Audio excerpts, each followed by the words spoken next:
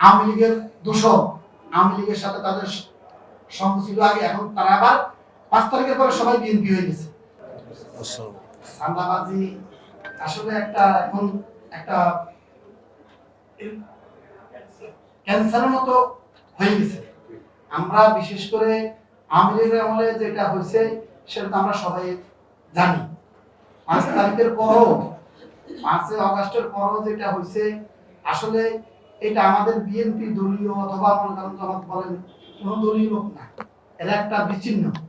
আমরা বিশেষ করে যারা বিএনপি করি, যারা বিএনপি ওয়ার্ডের নেতৃত্বে, থানার নেতৃত্ব, বিশেষ করে আমরা কিন্তু এগুলা কোনো কিছুই জানি না।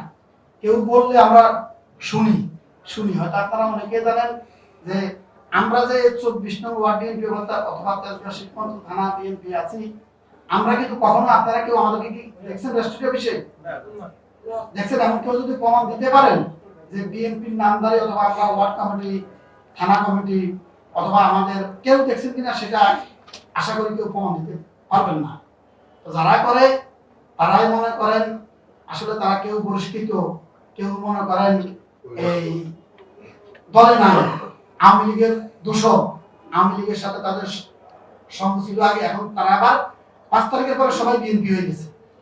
বিএনপি আমরা আশা করি যেহেতু এখানে রমজান মাস, আমাদের মাননীয় সংসদ সদস্য আছেন ঢাকা 12 আসনের, আমরা বাংলাদেশ জাতীয়তাবাদী দলের আমরা কমিটির লোকজন, আশা করি উনি এমপি সাহেব যে উদ্যোগ নিবে, আমরা আমাদের বাংলাদেশ জাতীয়তাবাদী দল বিএনপির পক্ষ থেকে আমরা যারা কমিটি আছি, আমরা ওনার সাথে এই সান্দাবাজ মুক্ত ঢাকা 12 আসন গড়ার জন্য যে আহ্বান করবো, আমরা ওনার সাথে একমত।